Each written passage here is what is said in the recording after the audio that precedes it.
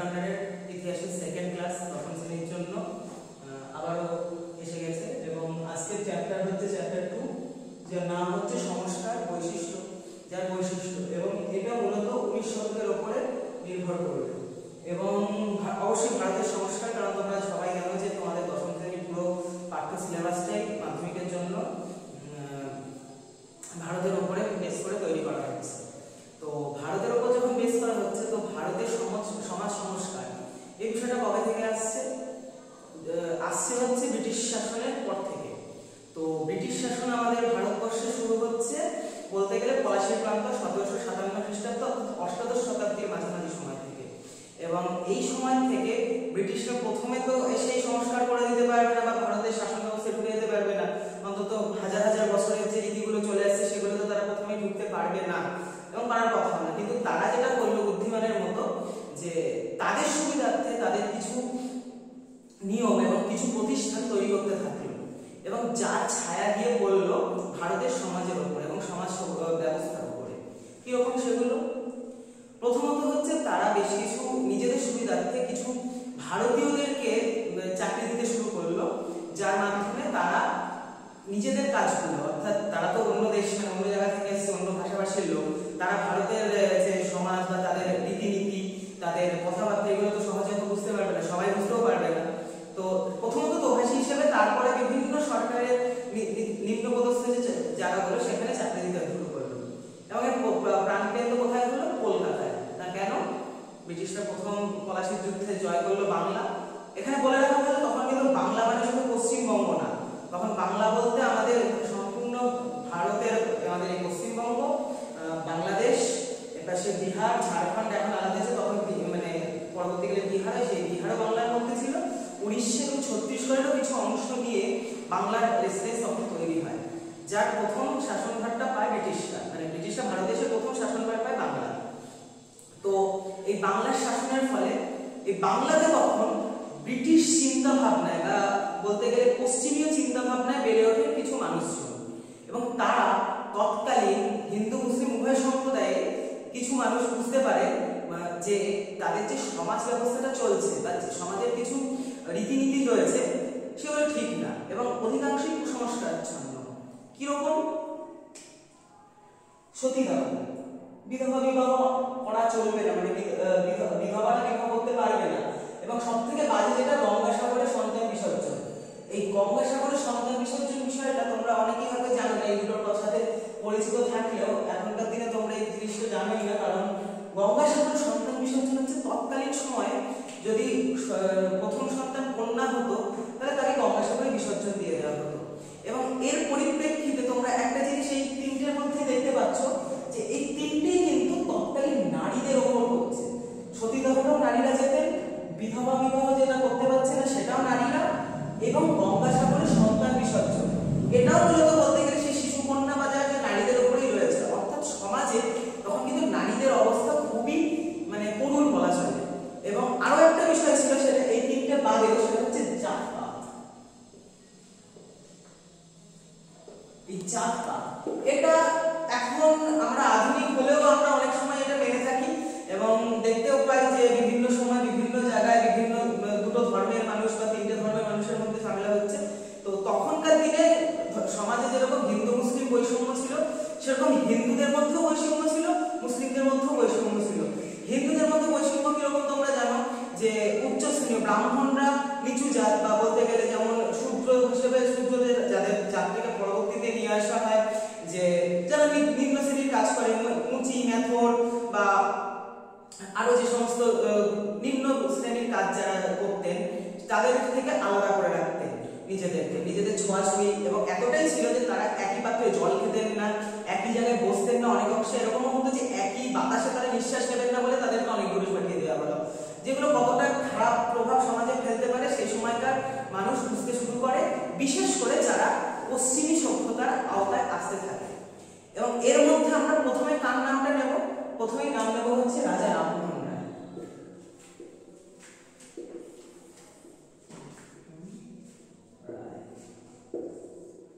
অষ্টাদশ শতাব্দীর দ্বিতীয় শতকের দিক থেকেই রাজা রামমোহন রায় ভারতের সমাজ সংস্কারে একটা গুরুত্বপূর্ণ ভূমিকা নিতে শুরু করেন এবং বলা চলে এই রাজা রামমোহন রায়। তো এই সুপার হিরো তোমরা যেগুলো ভাবছো যে তোমরা বিভিন্ন কার্টুনে দেখেছো বা বিভিন্ন মার্ভেল সিনেমায় বা ডিসি সিনেমায় যেগুলো দেখেছো, সুপারম্যান ব্যাটম্যান তাদের অনেক ঐশ্বরিক ক্ষমতা থাকতেন বা কোনোভাবে তারা সেই শক্তিগুলো পেয়েছেন, ফলে তারা আকাশে উঠছে বা যেগুলো ভয় থাকে, সেরকম সুপার হিরো নন, কিন্তু তাদের থেকেও অনেক বেশি মানে কার্যকরী বা কৃতিত্বের অধিকারী কিন্তু এই সমস্ত সুপার হিরো রয়েছে। যার প্রথম জনের নাম আমরা বলবো রাজা রামমোহন রায়, যিনি ঊনবিংশ শতাব্দীর দ্বিতীয় শতাব্দীর দিক থেকে, দ্বিতীয় শতকের দিক থেকেই ভারতের যে সমাজ সংস্কারে তিনি গুরুত্বপূর্ণ ভূমিকা দিতে শুরু করেন। তিনি সবার প্রথম যে কাজটি করেছিলেন, তিনি হচ্ছেন তৎকালীন একটা সমাজে আরো একটা ব্যাপার ছিল, যেটা হচ্ছে যে কালা পানি পার করা যাবে না। কালা পানি, এই কালা পানি বলতে সমুদ্র। তৎকালীন মানুষ কালা পানিকে বলতে বোঝাতো সমুদ্র। এই সমুদ্রের উপর যদি কেউ অভিযানে যায় তাদেরকে যাত্রাচ্যুত করা হতো, তাদেরকে সমাজচ্যুত করা হতো বলে মনে করা হয়। তো রামমোহন রায় সর্বপ্রথম বাঙালি না হলেও তিনি এই সমাজকে বুড়াঙ্গল দেখিয়ে বাইরের দেশে যান, বিলাতে যান, এবং তিনি সমাজের ক্ষেত্রে যেটা সব থেকে বড় অবদান রেখেছেন সেটা হচ্ছে এই সতীদাহ প্রথার রদ। ব্রাহ্মণ্য সমাজ সেই সময় তার পিছনে প্রচন্ড ভাবে পড়লেও এই সতীদাহ প্রথাকে তিনি রদ করেন ওই 1829 সালে। এরপরে আরো একজনের নাম আমরা বলবো, সেটা হচ্ছে ঈশ্বরচন্দ্র বিদ্যাসাগর।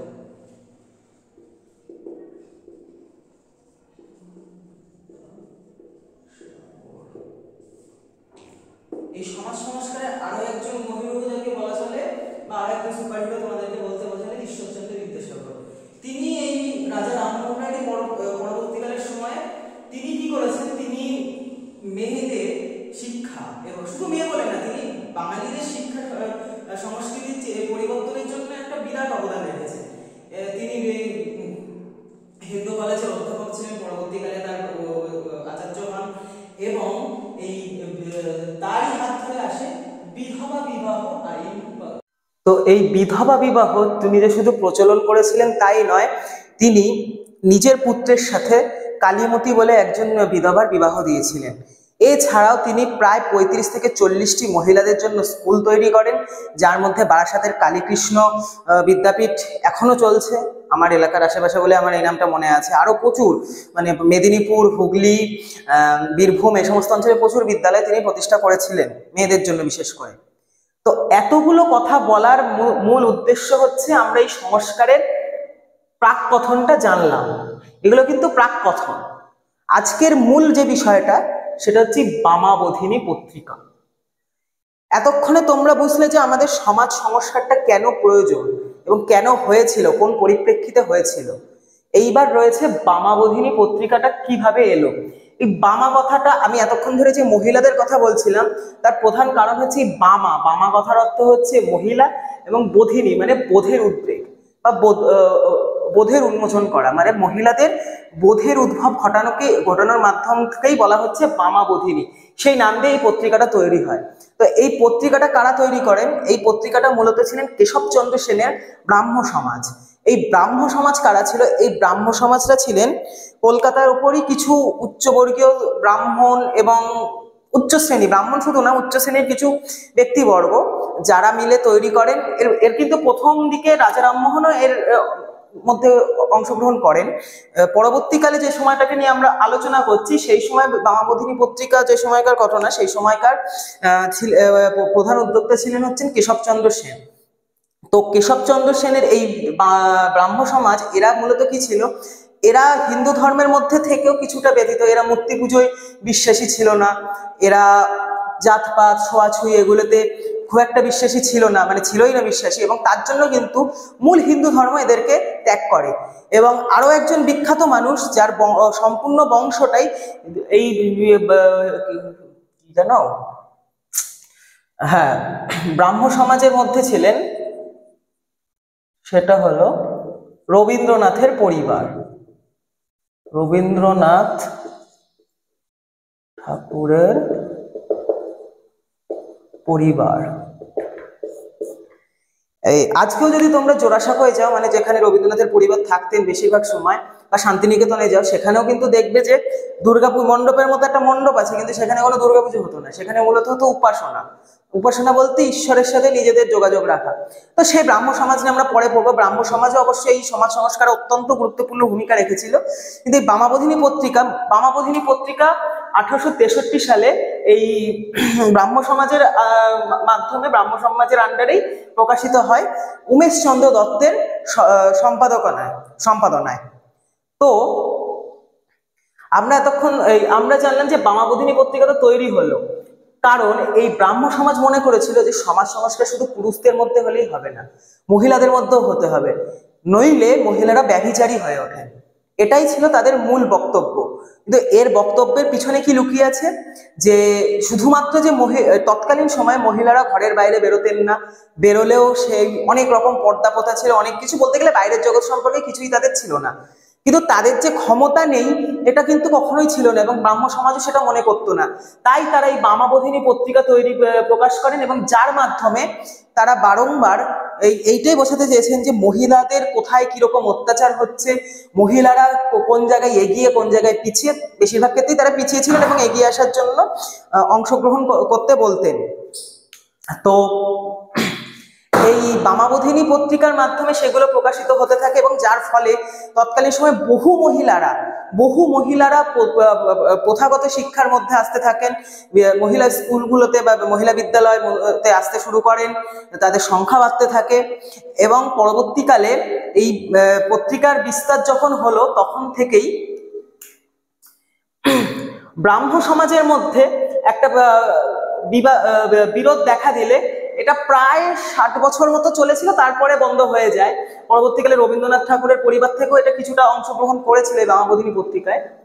তো এইটা গেল মূলত নারী শিক্ষার যে প্রথম অংশ বামাবোধিনী পত্রিকার ভূমিকা সেইটা। এরপর হবে হচ্ছে হিন্দু প্যাট্রিয়ট। একটু পজ কর। তো এবার আমরা রয়েছি হিন্দু প্যাট্রিয়ট পত্রিকায়। হিন্দু প্যাট্রিয়ট পত্রিকাটার যদি আমরা ব্যাকস্টোরিটা দেখতে চাই তাহলে এটা হচ্ছে 1851 খ্রিস্টাব্দে ব্রিটিশ ইন্ডিয়া অ্যাসোসিয়েশন প্রতিষ্ঠা হয় কলকাতায়।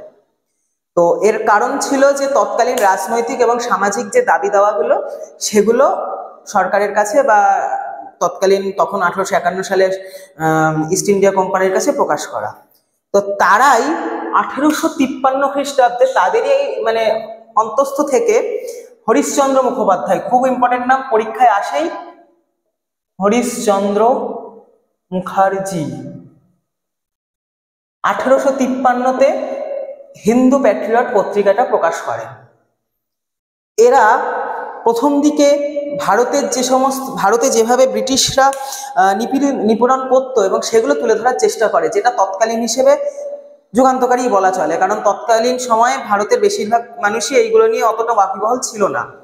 দেশাত্মবোধ, উদ্রেক, জাতীয়তাবাদী উদ্বুদ্ধ করার পথপ্রদর্শক এই হিন্দু প্যাট্রিয়ট। 1855-তে কি হয়?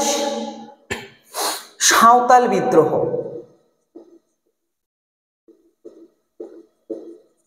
এই সাঁওতাল বিদ্রোহে ব্রিটিশদের যে অবিচার অনাচার সেগুলো নিয়ে অত্যন্ত চাঁচাছোলা ভাষায়, আমরা যদি খুব মানে একদম সহজ বাংলায় বলি, যে চাঁচাছোলা ভাষায় হরিশ্চন্দ্র মুখোপাধ্যায় সমালোচনা করেন, যার জন্য তৎকালীন সরকার ঠিক না, এই ব্রিটিশ কোম্পানি যারা শাসক তাদের কাছে তাকে জবাবদিহিও করতে হয়, ব্রিটিশ ইন্ডিয়া অ্যাসোসিয়েশনকেও জবাবদিহি করতে হয়।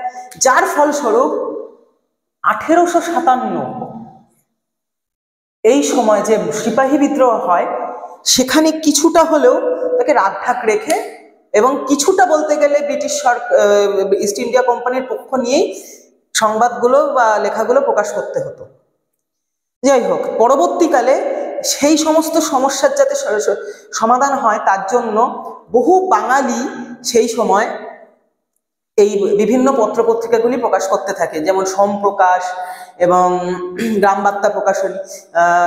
এগুলো তোমাদের বইতে রয়েছে, তোমরা শর্ট কোশ্চেন আকারে দেখে নেবে, এবং কে কোন বইগুলো প্রকাশ করেছেন সেগুলো তোমরা বইয়ের থেকে দেখে নেবে। সমস্ত যে পাবলিশার্সেরই বই পড়ো না কেন তাতে ডিটেলসেই লেখা রয়েছে। মোটামুটি এগুলো কিন্তু ইম্পর্টেন্ট থাকে, যে কোন ব্যক্তি কোন পত্রিকার সম্পাদক ছিলেন বা কোন ব্যক্তি কোন পত্রিকা শুরু করেন।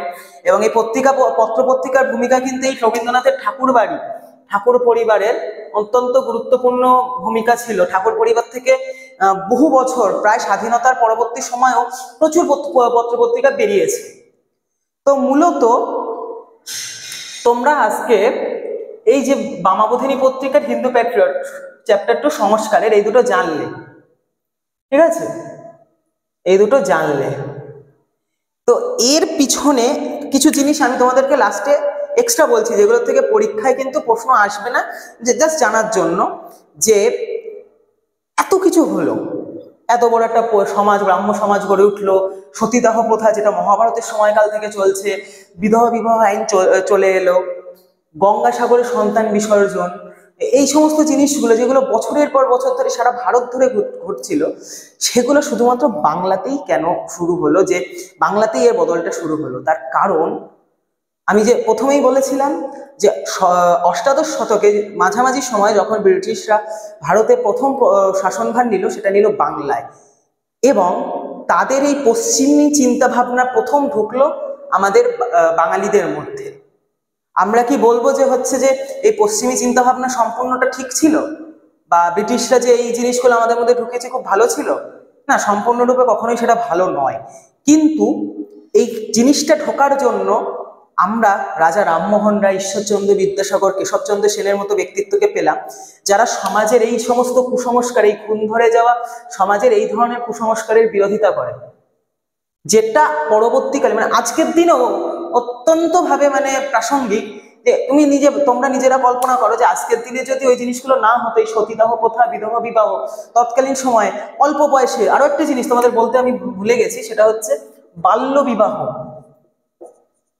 এটা তোমরা জানো কিনা, এটাও তোমাদের জানার দরকার, যে বাল্য বিবাহ তৎকালীন দিনে 4-5 বছরের মেয়ে বা তারও ছোট ছোট মেয়েদেরকে বৃদ্ধদের সাথে বিয়ে দেওয়া হতো, তারা মারা গেল, তারপর তাদের সারা জীবন হয় বৈধব্য বহন করতে হতো। সে তৎকালীন বৈধব্য কিন্তু অনেক অন্যরকম, মানে সে অনেক রাগ ঢাক রেখে অনেক কিছু, মানে সেই খাওয়া দাওয়াতে একবেলা খাওয়া, তারপর চুল না রাখা, সাদা থান করে ঘোরা, মানে সমস্ত জীবন তার অতিবাহিত হবে ওই বৈধব্যের মাধ্যমে, নয়তো সতীদাহর মধ্যে চলে যেতে হতো। মানে যে জীবনের কিছুই দেখেনি, 5-7 বছর কি 10-12 বছর, তাকে আগুনে ফেলে দেওয়া হলো। তো বাঙালিরাই কিন্তু এই সেই সময় এগিয়ে আসে এগুলোর প্রতিরোধ করতে, এবং বহু সমাজের বহু উচ্চ শ্রেণী থেকে বা ব্রাহ্মণ্য শ্রেণী থেকে এগুলো আসতে শুরু করে। আমাদের কিন্তু মনে রাখতে হবে আরেকটা জিনিস, যে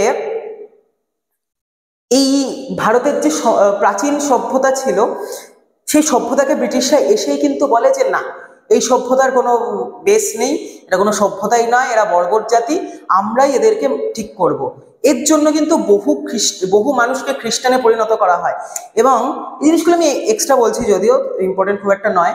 এই সাঁওতাল বিদ্রোহ বা মুন্ডা বিদ্রোহ, এই জিনিসগুলো যে হয়েছিল, এর কিন্তু প্রধান কারণটাই ছিল তাদেরকে খ্রিস্টান পরিণত করার চেষ্টা, খ্রিস্টানে পরিবর্তিত হওয়ার চেষ্টা করা। তো এই যে ব্রিটিশদেরকে আমরা ঘৃণা করি, অবশ্যই সব ঠিক আছে, কিন্তু এইটা মনে রাখতে হবে যে ব্রিটিশটা না থাকলে হয়তো আমাদের সমাজ সংস্কারটাই হতো না আজকের দিনে দাঁড়িয়ে। কারণ ব্রিটিশরা নিজেদের সুবিধার্থে জিনিসগুলো করেছেন, হয়তো যে তাদের ইংরেজির মাধ্যম বা পাশ্চাত্য যে সংস্কৃতি, সেগুলোকে আমাদের সমাজে ইমপ্লিমেন্ট করেছেন, কিন্তু সেই সমস্ত লাভ আমরা আজকের দিনে দাঁড়িয়ে ওই সতীদাহ প্রথা, বিধবা বিবাহ, গঙ্গাসাগরের সন্তান বিসর্জনের মতো বিষয়গুলো দেখতে পাচ্ছি না।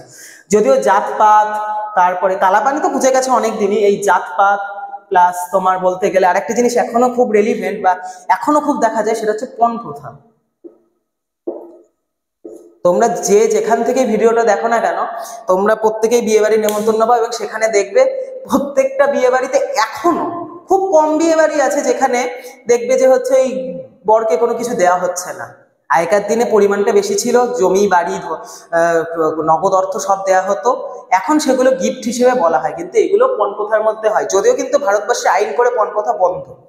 তো এই জিনিসগুলো কিন্তু তোমাদের মাথায় রাখতে হবে, যে এই সমাজ সংস্কার যেটা আজ থেকে প্রায় শুরু হয়েছিল 200 থেকে 250 বছর আগে, আমরা কতটা সেইটাকে সংস্কারগুলোকে মেনেছি এবং কতটা এখনো সমাজের মধ্যে রয়েছে, এবং আমাদের কতটা পথ বাকি সম্পূর্ণ একটা সুন্দর সমাজ যেখানে সমস্ত মানুষ, হিন্দু মুসলিম নারী পুরুষ সকলে একসাথে থাকতে পারবো। তো আজকের ক্লাস এই অবধি। তোমাদের যদি আরো কিছু জানার থাকে বা এক্সট্রা কোনো প্রশ্ন থাকে সেগুলো তোমরা কমেন্টে জানাবে, এবং বড় যে সমস্ত শর্ট কোশ্চেন বা ব্রড কোশ্চেনগুলো রয়েছে সেগুলো আমি তোমাদের হোয়াটসঅ্যাপ গ্রুপে পাঠিয়ে দেবো। Thank you.